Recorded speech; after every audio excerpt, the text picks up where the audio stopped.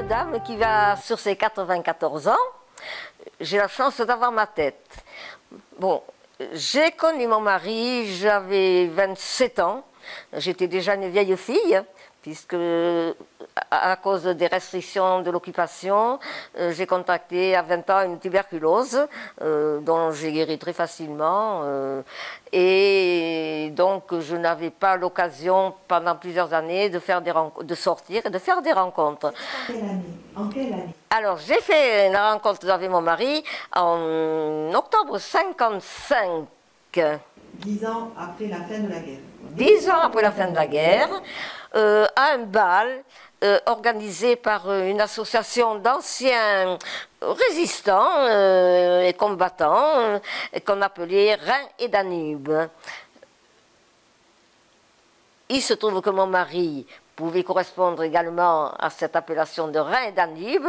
La suite de mon récit vous le confirmera.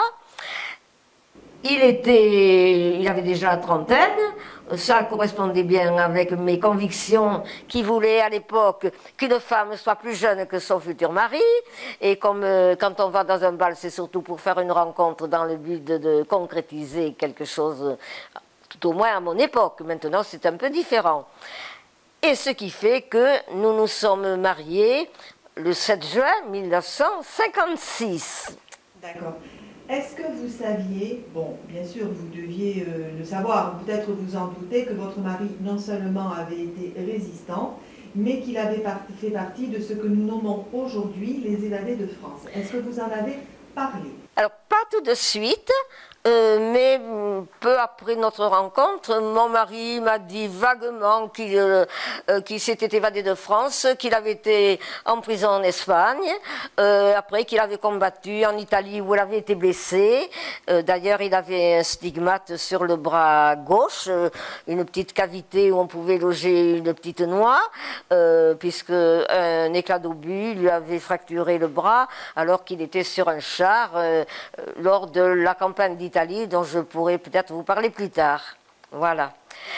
Donc, je savais ça, et puis, mais pas plus. Pas plus, parce qu'après, pris par notre vie professionnelle, notre vie de couple, notre vie de parents, ce n'était pas le sujet de nos conversations.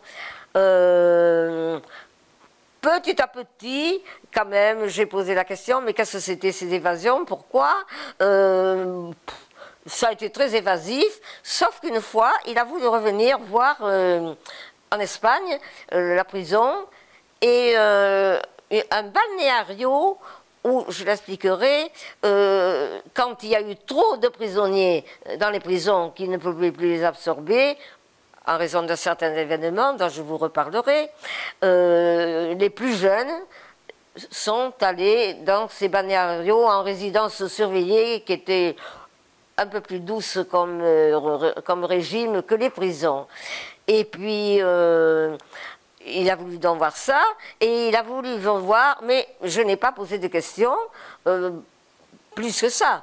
Bon, et une autre fois, il a voulu aller voir le lieu d'un combat, d'une petite bataille, on peut dire, en Saône-et-Loire, dans un petit village qui s'appelle Granges-la-Ville, où, par je ne sais quel moyen, ils se sont trouvés à l'étage d'une ferme, alors qu'au rez-de-chaussée, il y avait des Allemands, que ça se tirait à travers le plafond plancher de bois, qu'ils n'avaient presque plus de munitions, que beaucoup d'entre eux étaient déjà blessés ou morts, et qu'il a cru là sa dernière heure arriver. Ils n'ont dû leur salut que parce que un escadron de leur régiment, passant au loin, entendant les coups de feu, a dit bon, il faut vite y aller, et grâce à eux, ils ont fait prisonnier les Allemands, et ils les ont libérés, et voilà, et c'est ce qui l'avait le plus marqué, beaucoup plus que la blessure qu'il avait reçue lors de cette campagne d'Italie, dont je pourrais vous reparler. Voilà. Et puis, bon, ça en est resté là. Par contre, ce que je savais, c'est que bon, sa santé quand même en avait pris un coup. Le scorbut attrapé en prison, où la nourriture, je vous le dirai plus tard, était vraiment en dessous de tout, manque de vitamines.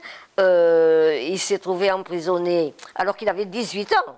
Dans ces prisons pendant l'hiver. Il a attrapé un rhumatisme articulaire aigu qui lui a démoli le cœur. Il a dû être opéré du cœur des années plus tard. Et puis s'en rester là jusqu'au moment où, après son décès, relativement tôt, le 7 juin 1994, il avait 70 ans, j'ai été un peu plus impliquée dans la vie de l'amicale à laquelle il avait appartenu, mais dont moi je ne m'occupais pas. Et c'est là que vous avez découvert et commencé à chercher peut-être tout ce qui avait fait la vie de ce que l'on nomme les évadés de France. Alors oui. Qu'est-ce que vous pensez du terme évadé? Alors ce terme évadé, c'est vrai, il a une connotation pas très agréable, parce qu'on pense toujours qu'un évadé s'évade d'un endroit où il a été emprisonné parce qu'il avait fait des choses répréhensibles. Et c'est tout différent pour les évadés, parce qu'en fait, ils étaient bien en prison, on peut dire, en France, mais leur prison, c'était justement cette France délabrée, occupée, humiliée après l'armistice de juin 40, ce qui fait que ça nécessitait pour tous ceux qui n'avaient pas accepté cette humiliation de reprendre le combat qu'avait prôné le général de Gaulle dans son fameux appel du 18 juin,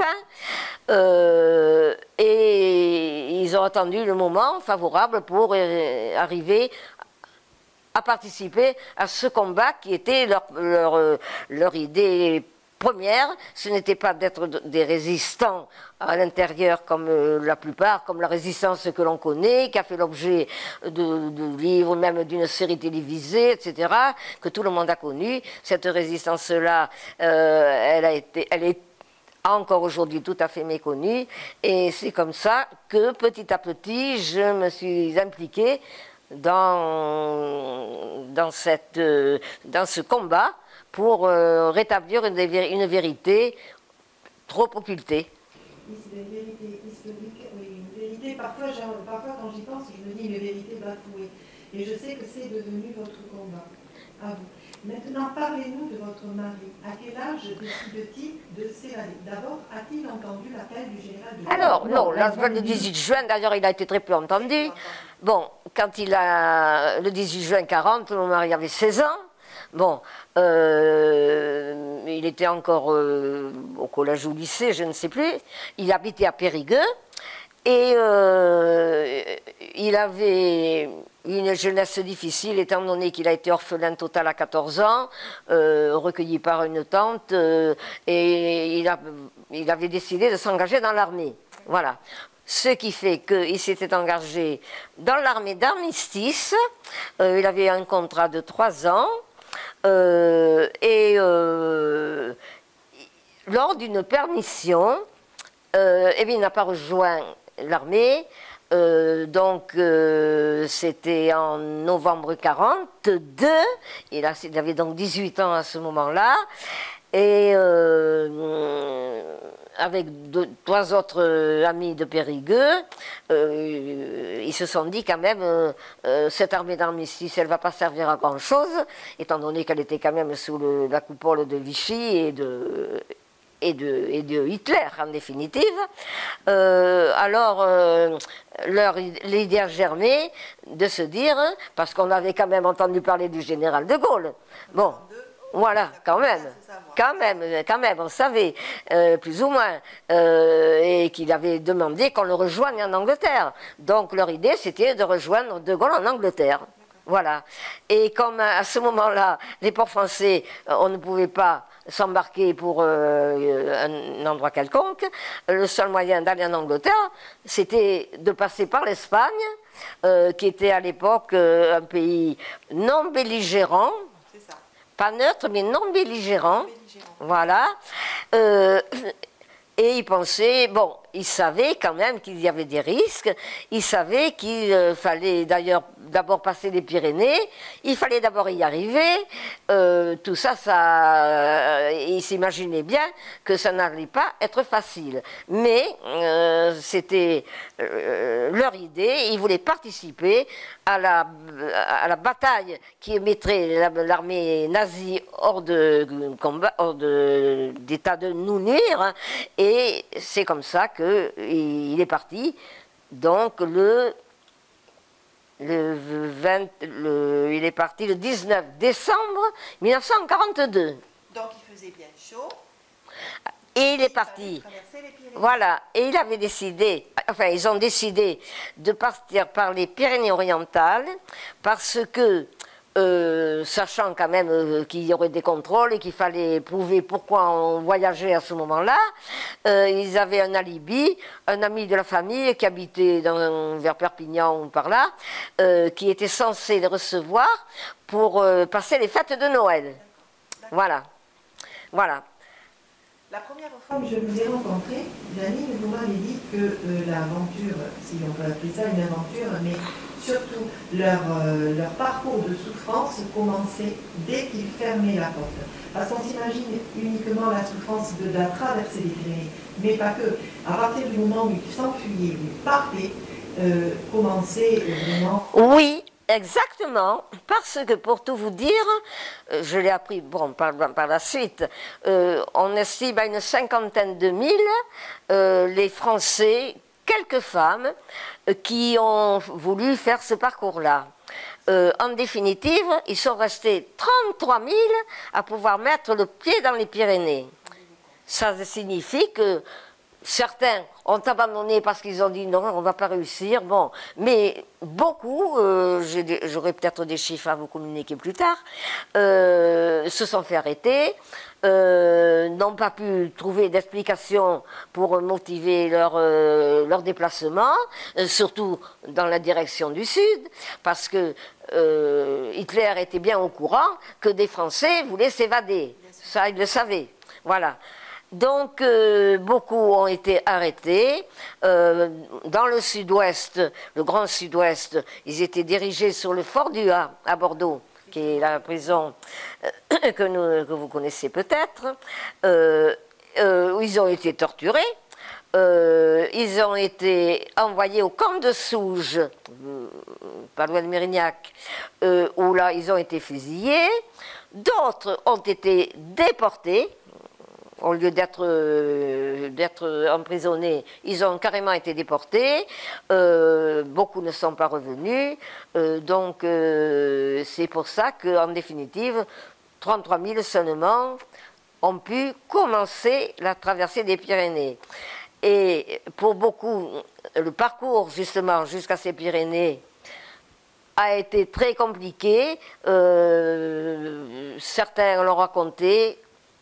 Le livre écrit par un de ces garçons qui s'appelle Éric Pioche et raconte sa tentative réussie, mais au prix de la perte d'un de ses amis sur la route dans les Pyrénées-Orientales. Beaucoup ont subi aussi des drames de cette nature, n'ont pas pu y arriver. C'est ce que vous disiez, c'est ce que vous racontiez pour votre mari, que c'était en achetant une orange qu'il était en Espagne. Et alors, pour mon mari, eh bien, ça n'a pas été facile non plus, parce que de Périgueux, ils ont réussi à arriver à Perpignan, bon, où ils ont dormi dans l'hôtel de la gare. Je l'ai su beaucoup plus tard, je vous dirai comment. Ils ont pris un car pour Prats de Mollio, qui est le dernier village français avant la frontière espagnole. Dans ce car, il y a eu un contrôle de police. Pourtant, l'armée d'armistice avait été dissoute 3 semaines auparavant, le 29 novembre 1942, un jour près. Mais, je ne sais comment, il était sur la liste des déserteurs, puisqu'il n'avait pas rejoint l'armée d'armistice. Un de ses camarades était dans le même cas. Donc, ils ont été longuement questionnés pendant plus de 2 heures, et ils ont eu la chance de tomber quand même sur des policiers français et non des Allemands. Bon, et vu leur relatif jeune âge, on les a remis dans un car qui remontait sur Perpignan. Ça ne faisait pas leur affaire, évidemment. Voilà. Et je ne sais comment, ils ont réussi à s'évader du car. Et ils ont repris le chemin vers la frontière. Vers la frontière. À un moment donné, ils ont entendu une voiture qui roulait doucement comme quand on cherche. Ils se sont jetés dans un fossé où il n'y avait pas d'eau. Et je vous dirai comment j'ai appris ces petits détails un peu plus tard. Et ils ont entendu de ne plus entendre pour reprendre la route. À un moment, une autre voiture est arrivée, mais alors beaucoup plus rapidement. Ils ont encore eu un peu peur, fort heureusement. C'était un paysan du coin, avec sa bétaillère, qui a tout de suite compris que ces garçons voulaient passer en Espagne. Bon, heureusement, ce n'était pas un collaborateur, ça aurait pu se faire. Voilà. Et il les a pris, il les a dit, bon, venez, je m'occupe de vous. Il les a cachés dans son grenier à foin pour passer la nuit, probablement nourris aussi un peu, je suppose, j'espère. Et le lendemain, il leur a trouvé un passeur qui avait déjà en charge 2 sœurs polonaises qui avaient fui la Pologne bien des jours avant, et qui elles aussi, parce qu'il y a eu beaucoup de Polonais, notamment des Juifs polonais, qui devaient absolument quitter la Pologne. Voilà, et c'est comme ça qu'ils ont franchi la frontière. Malheureusement, je n'ai pas le détail de la manière dont ça s'est passé, des difficultés qu'ils ont rencontrées, parce que ce que je viens de vous raconter, je l'ai appris une dizaine d'années après sa mort, en rencontrant un des camarades qui était parti avec lui de Périgueux, et qui a commencé à m'expliquer ce début d'évasion. Voilà. Mais je n'ai malheureusement pas posé assez de questions à ce moment-là. J'étais peut-être moins sensibilisée que je le suis aujourd'hui. Et ce qui fait que le détail de leur franchissement de frontières, je ne le connais pas. Ce que je sais par contre, c'est que le passeur, ils l'ont payé, évidemment, comme tout le monde, comme tous.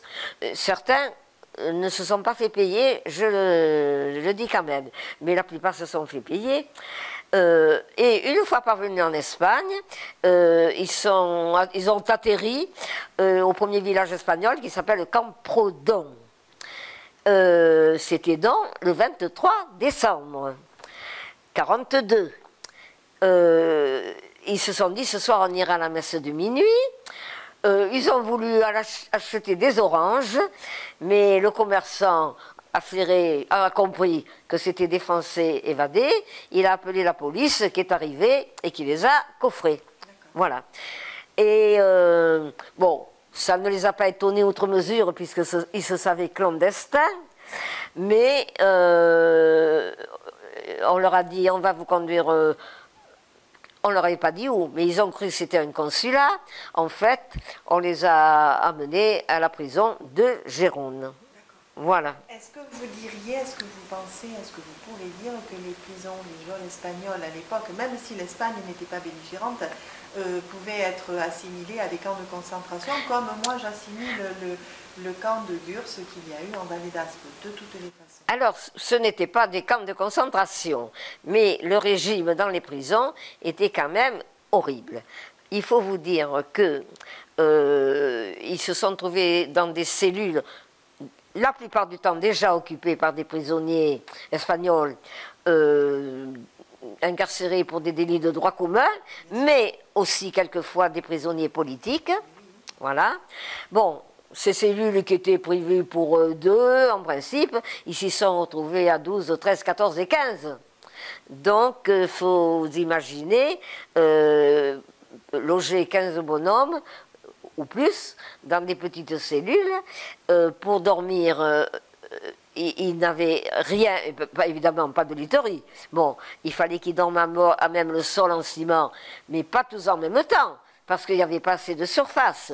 Donc on leur autorisait au maximum 5 heures. Enfin, entre eux, ils s'autorisaient 5 heures pour que les autres prennent le relais. Bon, ils devaient se mettre tête bêche, comme des sardines à l'huile, vous voyez. Et l'ancien président de mon amicale, justement, qui se trouvait dans ce camp, dans une autre prison, il expliquait que quelquefois, les orteils du copain le rentraient dans les oreilles ou dans les trous de nez. C'est l'anecdote.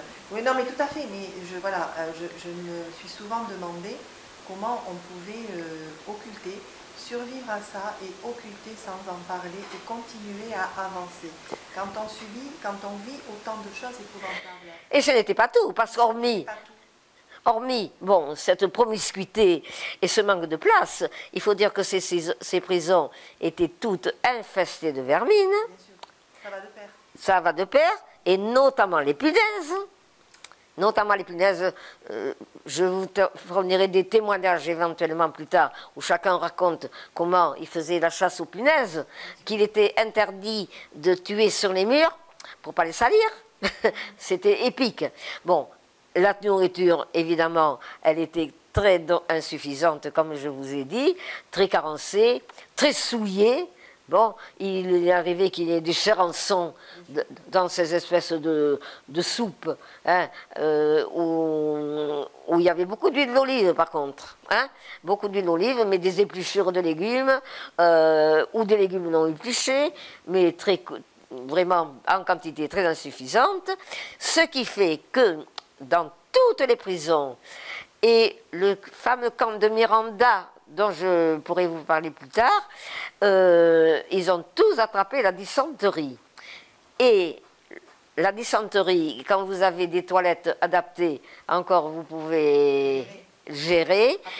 Mais il faut vous dire que dans les prisons, dans les cellules, le sanitaire se bornait à un trou qui allait je ne sais où, qui était vite rempli, donc odeur pestilentielle en plus de l'inconfort, ce qui fait que le régime a été vraiment très dur et que petit à petit ils ont perdu leur force, leur santé, on peut dire, et c'est comme ça qu'ils se sont retrouvés, pour certains, en ayant perdu le tiers de leur poids.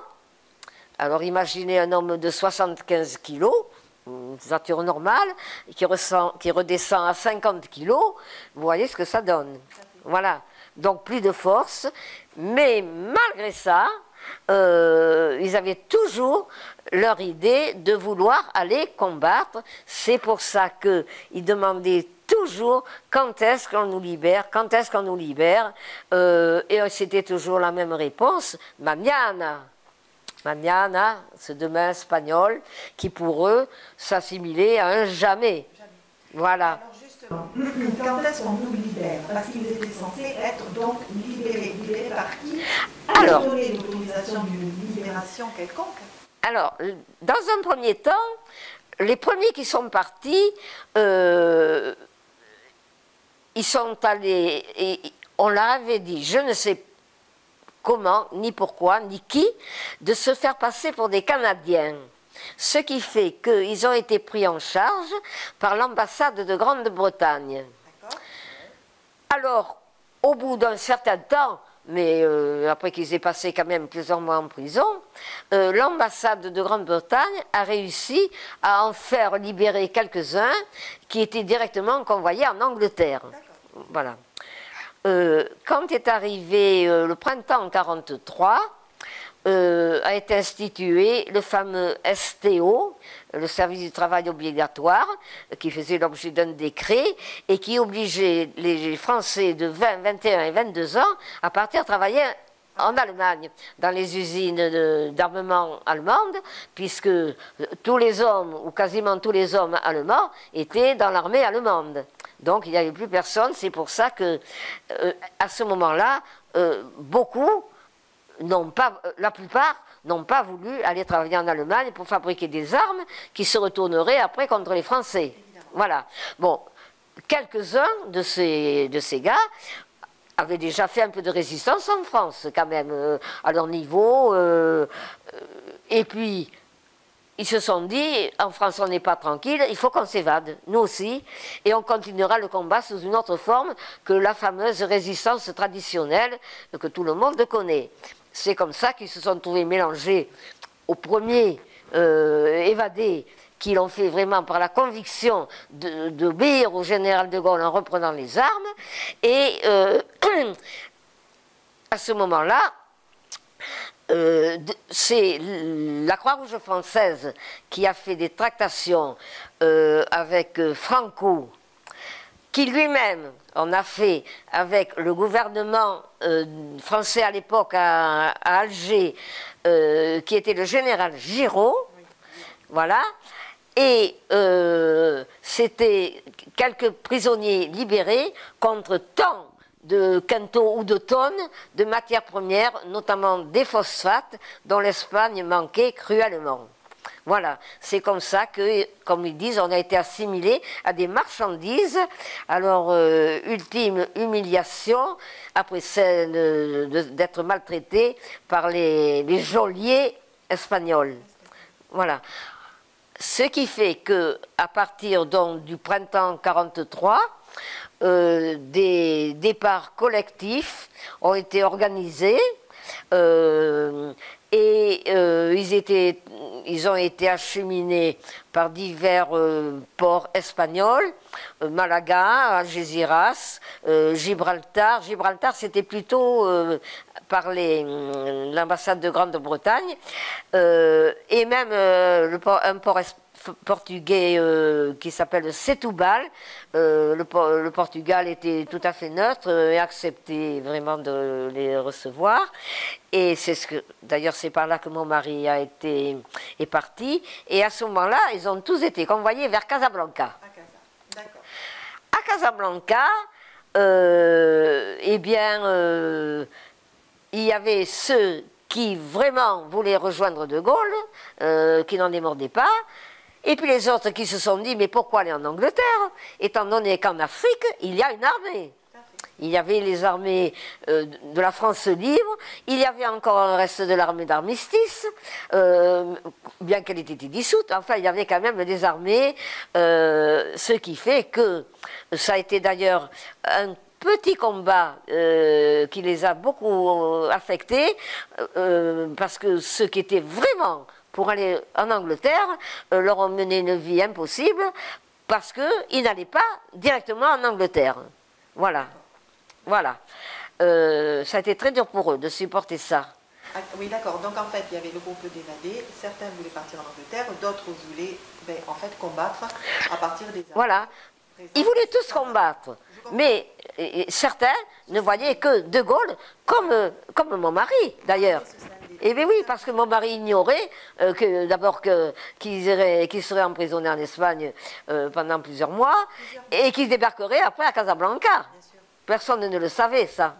C'est un parcours, c'est un voilà. Incroyable. C'est incroyable, parce que pourquoi aller en Angleterre puisqu'on a des armées sur place? Oui, voilà. Ça semble logique, à part que certains voulaient partir en Angleterre, rejoindre De Gaulle, qui avait déjà une aura oui. particulière. Voilà. Mais ils ont fait autant de travail par la suite que ceux qui étaient en Angleterre directement. Voilà. Donc, qui est resté à Casablanca. Alors, ils sont restés à Casablanca. Ça dépend, parce qu'il a fallu quand même les instruire aussi. Oui, bon, la plupart ne connaissaient rien aux armes. Bon, alors, ça demandait plusieurs mois. Vous avez vu, avec le livre que je vous ai donné, combien de temps ça a duré pour celui-là. Mon mari, ça a été plus rapide, et je ne sais comment il s'est engagé dans le 3e régiment de spahis marocains. Alors ça, je ne le saurai jamais, et mon grand regret, c'est donc de ne pas avoir posé ces questions-là. Voilà. En tout cas, il s'est trouvé dans ce régiment 3e spahis du Marocain, qui a été incorporé à ce que l'on a appelé le corps expéditionnaire d'Italie, et qui a débarqué donc en Italie, après que les Alliés y aient débarqué 2 ou 3 mois auparavant. Mon mari y a débarqué en novembre 1943. Voilà. Et à ce moment-là, eh ben, il a fait tous les combats pour libérer l'Italie, qui avait été occupée, bien qu'ayant été à l'origine l'allié des Allemands. Mais c'est leur histoire. Mussolini destitué, le régiment Badoglio institué. Enfin, c'était leur problème, ce qui fait qu'ils ont capitulé et qu'à ce moment-là, ils ont été envahis par les Allemands. Voilà. Donc, parce que le but de toutes ces armées d'Afrique, c'était de libérer tous les territoires, où qu'ils soient, en Afrique, en Méditerranée, en Italie ensuite, pour arriver à chasser les Allemands de tous ces endroits-là. Voilà. Et arrivé donc en Italie, où il a combattu jusqu'à la fameuse bataille de Cassino, bon, qui n'était pas la seule d'ailleurs, et on devrait parler de la bataille du Garigliano, qui a amené la victoire de Cassino, qui a été terrible, et c'est lors de cette bataille que donc, mon mari a été blessé et envoyé à l'hôpital jusqu'au début août 44. Et je peux dire quand même que sur son état signalétique figure la mention a refusé de se laisser conduire au poste de secours, qu'il a voulu rejoindre seul, ce qui lui a conféré la croix de guerre avec étoile d'argent. Hein? Voilà. Quand il a été libéré, il a rejoint évidemment son corps d'origine, début août, comme je vous ai dit, ce qui fait que il n'a pas débarqué en Provence le 15 août, comme l'ont fait les Alliés d'abord. Ce débarquement de Provence, il s'est étalé pendant 3 semaines environ. Mon mari a débarqué en Provence le 3 ou le 4 septembre. Voilà.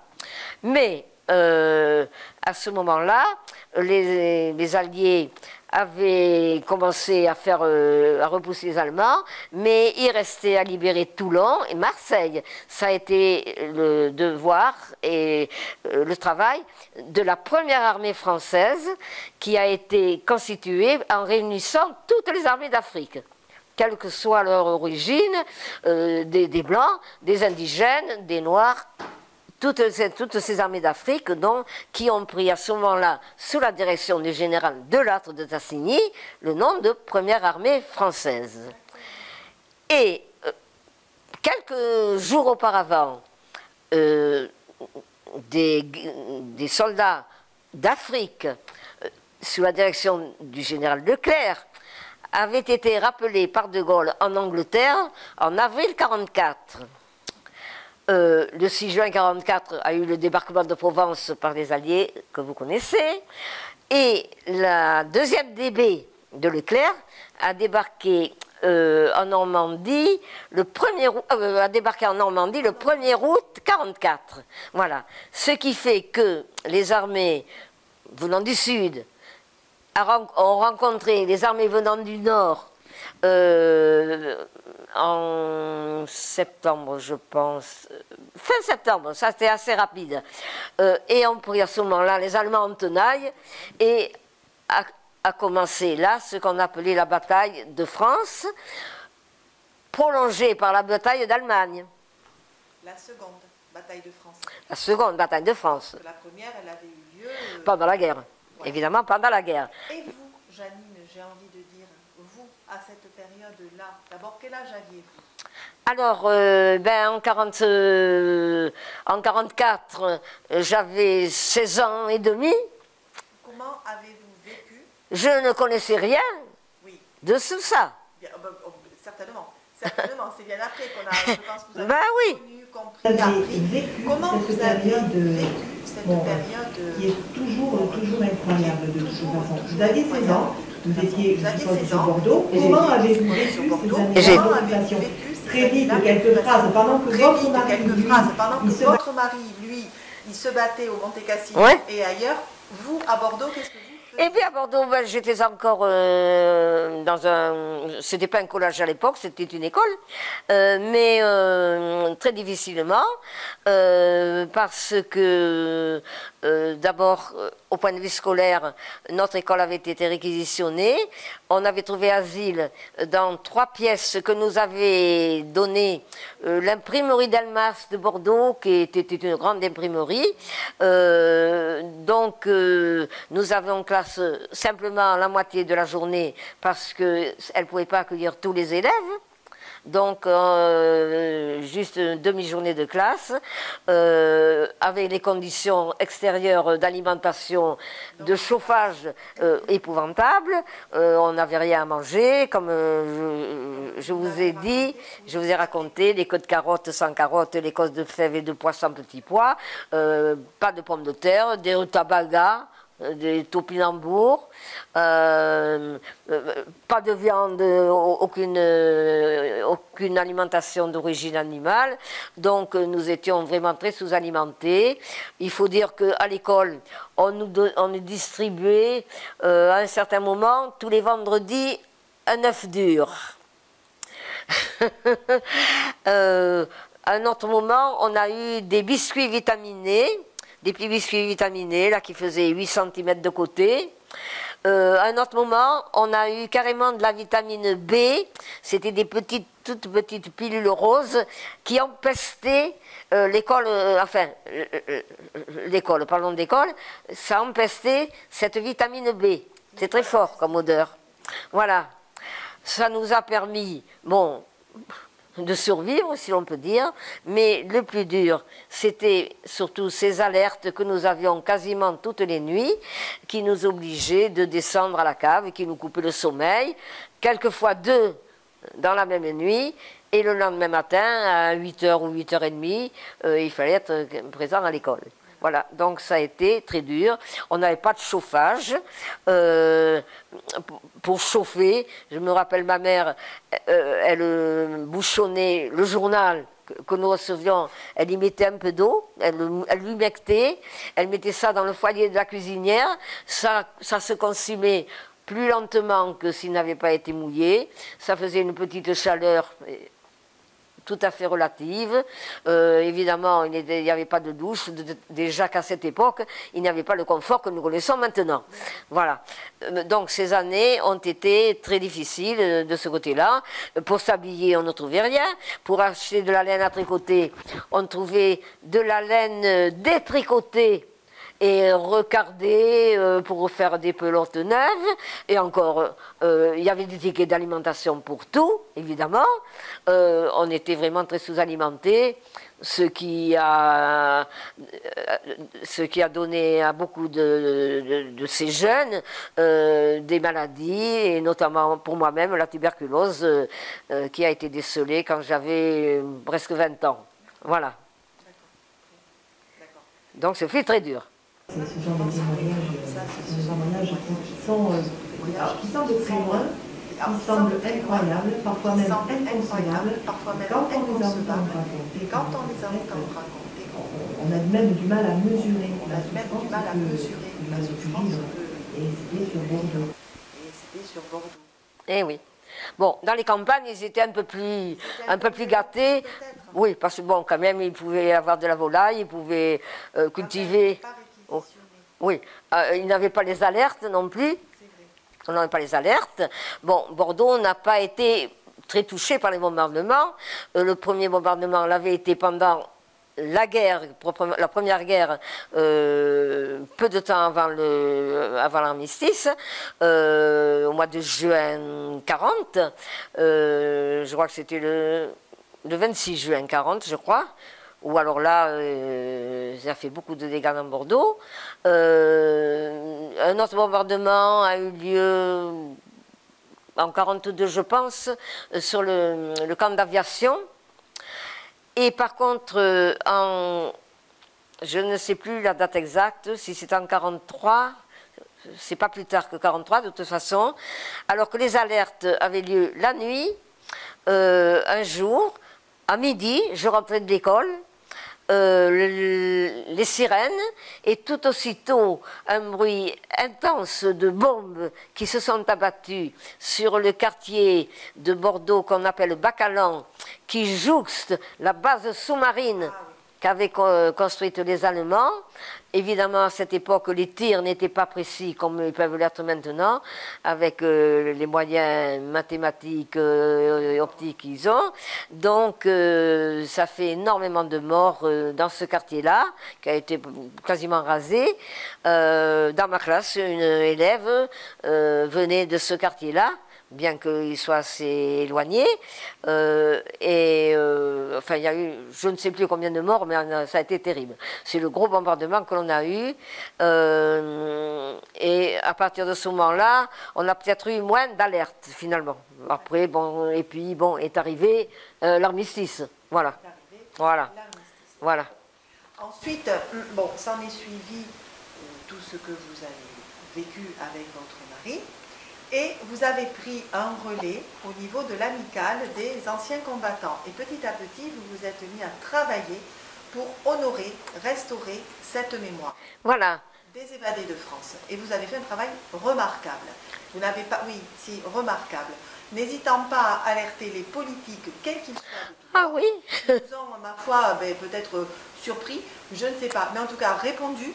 Bon, de façon, vous avez réussi à faire paraître un petit communiqué dans un livre scolaire, parce que c'est vraiment un épisode qui est oublié, méconnu. C'est tout récent. C'est tout récent, mais il y est.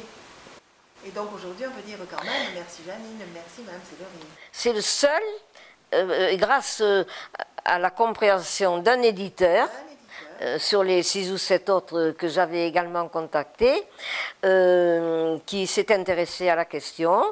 Il est venu me voir ici, à l'EHPAD où je suis actuellement, en 2019, et il attendait que le programme scolaire défini par le ministère de l'Éducation nationale inclue la Seconde Guerre mondiale pour les terminales, pour pouvoir arriver à faire cette petite allusion à cette résistance ignorée. Et vous avez fait nombre de conférences. Alors j'en ai fait. Dans les lycées. Est-ce que vous avez senti chez les lycéens, chez les jeunes, un intérêt, une curiosité du fait que personne ne leur avait parlé de cet épisode? Non, personne. Et j'ai pu faire quelques conférences parce que il se trouve que l'Éducation nationale, depuis 1961, avait conscience qu'il fallait quand même que la résistance soit connue et qu'elle ne s'oublie pas. Donc, depuis 1961, a été institué ce que l'on appelle le concours national de la résistance et de déportation, qui se passait chaque année, au mois de mars. Les volontaires, parce que ce n'était pas une obligation, mais les établissements volontaires recevaient le thème choisi cette année-là, et les élèves composaient, et après il fallait faire le corrigé, et on faisait appel aux membres d'associations de résistants ou d'anciens combattants pour faire les corrections.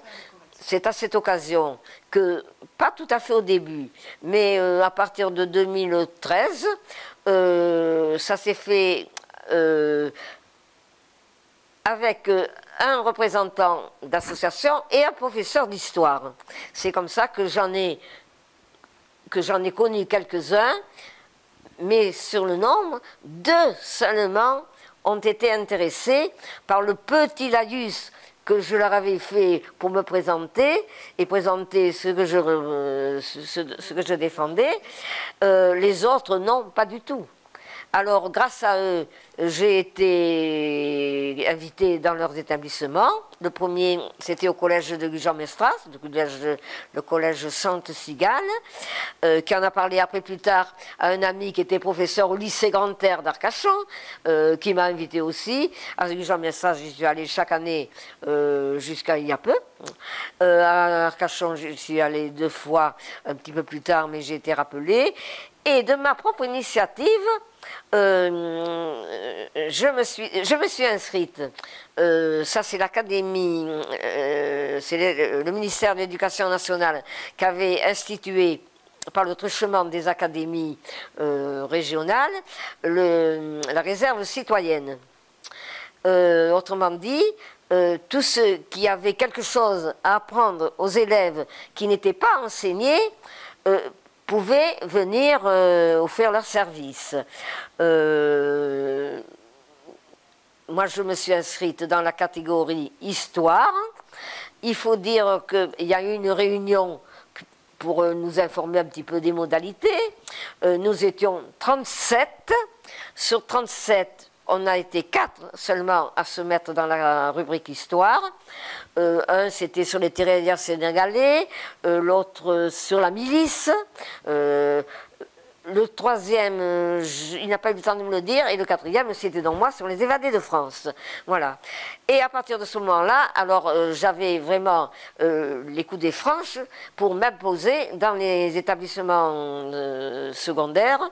C'est comme ça que j'ai écrit moi-même à tous les lycées-collèges de l'agglomération bordelaise. J'ai fait environ 75 lettres pour leur proposer mes services en leur expliquant l'intérêt de m'inviter pour que je leur raconte des choses qu'eux-mêmes ignoraient. Voilà. Et à la faveur de ça, donc j'ai fait plusieurs conférences dans des lycées et collèges. Est-ce que vous avez le sentiment aujourd'hui que le témoignage passe ou qu'il y a encore beaucoup de travail? Alors, chaque fois, les professeurs eux-mêmes, bon, ils ont été surpris d'apprendre ça, qu'ils n'avaient jamais appris. Donc, parce qu'avant, il faut vous dire qu'avant cela, j'avais quand même alerté et titillé le ministère pour que le sujet des évadés fasse l'objet d'un thème de ce concours-là. Jusqu'au moment où je me suis rendu compte que c'était impossible, puisque les professeurs ne le connaissaient pas. Donc ils ne pouvaient pas aider les élèves, ils n'avaient aucun matériel à leur offrir pour les instruire, ce qui fait qu'effectivement, je me suis dit, c'est pas possible, par le biais du Congo, il faut que je trouve autre chose. Et c'est comme ça que j'ai contacté les éditeurs. Et voilà, et un a répondu favorablement. Et un a répondu favorablement, comme je vous dis. Il a mis un petit encart, il n'y en a pas long, mais enfin, il y a l'essentiel, il y a le récit de mon mari aussi. Parce qu'il a le mérite d'y être. Il a le mérite d'y être. Voilà. Aujourd'hui, c'est quand même un combat que vous avez mené à bout de bras pendant des mois, des années. Oui. Pour arriver à interpeller quand même à l'époque Juppé. Je ne sais pas quel autre personnage politique tombé dans les... Alors, évidemment, les politiques, ce sont ceux de Bordeaux, sous l'administration Juppé. Monsieur Juppé a été très au courant de ce que je faisais, parce qu'il se trouve que tous les ans, quand même, depuis 1998, Chaban-Delmas, le précédent maire de Bordeaux, qui a été un résistant, voilà, mais connaissait l'existence d'un évadé de Bordeaux qui s'appelle Georges Tissot, qui était un grand sportif bordelais qui a donné son nom à la piscine Tissot, quelque part là, aux environs de Bordeaux. Et donc, il a fait ériger une stèle sur l'esplanade Charles de Gaulle à Bordeaux, là-bas à Mériadec, toute proche des fameux monuments à la gloire de l'armée des ombres. Voilà. J'appelle souvent les évadés de France, moi, l'armée des ombres. L'armée des ombres, mais l'armée des ombres, c'est pas les évadés de France. C'est moi personnellement voilà. qui déplore qu'on ne le connaisse pas suffisamment cet épisode et qui l'appelle ainsi, l'armée des ombres. Voilà. Même s'ils n'en sont pas, on est bien d'accord. Après, qu'est-ce que vous aimeriez? Je peux préciser quand même, si vous permettez, que le 6 juin, ça c'était Chaban et Juppé ensuite qui a pris le relais, le 6 juin, on commémorait le débarquement allié en Normandie et on jumelait en même temps un hommage aux évadés devant la fameuse stèle Georges Tissot. À partir de 2013, c'est moi qui ai fait l'hommage parce que je me suis dit, le précédent hommage qui avait été rédigé pourtant par un monsieur évadé lui aussi, mais n'était pas assez explicite. Moi, j'ai voulu faire un hommage qui expliquait vraiment ce qu'avaient été les évadés.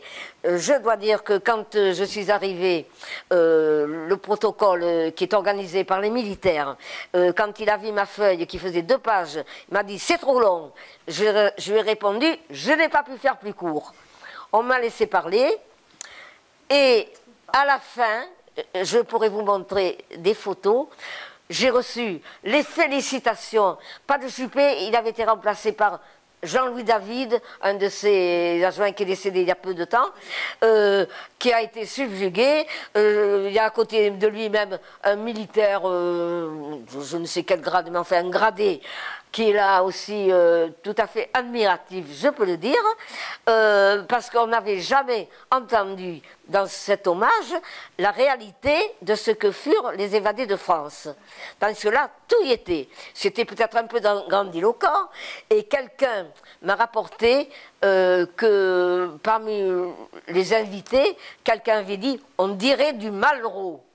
Bravo, parce que si on dit du Malraux, bravo. Voilà, vous connaissez Malraux, sa grandiloquence. Oui, non, mais au-delà de la grandiloquence, c'est pas ça. C'est le fait que, voilà, aujourd'hui, vous avez passé, comme je l'ai dit, des mois, des années à combattre pour on vous entende, pour faire vivre cette mémoire. Et cet épisode est très important.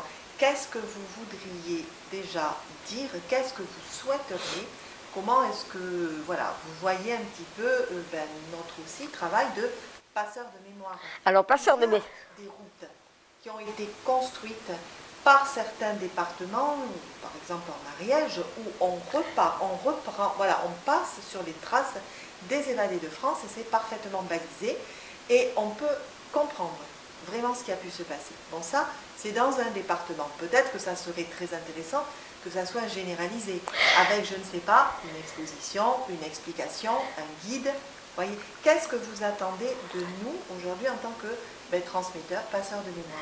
Eh bien moi, ce que j'attends, c'est qu'il n'y ait pas que les riverains des Pyrénées, qui ne sont plus les mêmes que dans les années 40 ou 50. Moi, ce que je souhaiterais, en admirant le travail qu'ils ont fait justement dans ces contrées, notamment en Ariège, quoi qu'il faut dire que en Ariège, ils se sont occupés aussi de tous les évadés, de quelque origine qu'ils soient. Des Juifs, des Polonais, enfin tout cela. Et les évadés français qui ont voulu aller combattre, ils sont inclus, mais j'avais demandé quand même qu'on fasse bien la différence entre ceux qui se réfugiaient, autrement dit, en Espagne pour aller ailleurs éventuellement, et ceux qui passaient par l'Espagne pour aller combattre. Voilà. L'Ariège a un culte de la résistance depuis toujours, depuis les Demoiselles d'Ariège et même bien avant. Bon, ce sont des épisodes, ce sont des foyers de résistance et on a effectivement ce culte-là. Mais pas que. Pas que. Ailleurs aussi, ça peut se faire ailleurs. Aujourd'hui, votre attente est que l'on continue, que l'on en parle. Aujourd'hui, on vient de faire un reportage. Vous nous livrez votre témoignage, il va être vu, il va être relayé. Qu'est-ce que vous souhaitez que l'on en tire de tout ça? Eh bien moi, je souhaiterais que l'éducation nationale, pour commencer, hein, c'est elle qui doit transmettre quand même l'histoire. Mais oui, Mais c'est un peu grâce à l'éducation nationale que la résistance ordinaire, dirons-nous, avec tous les mérites qu'on peut lui attribuer. Hein.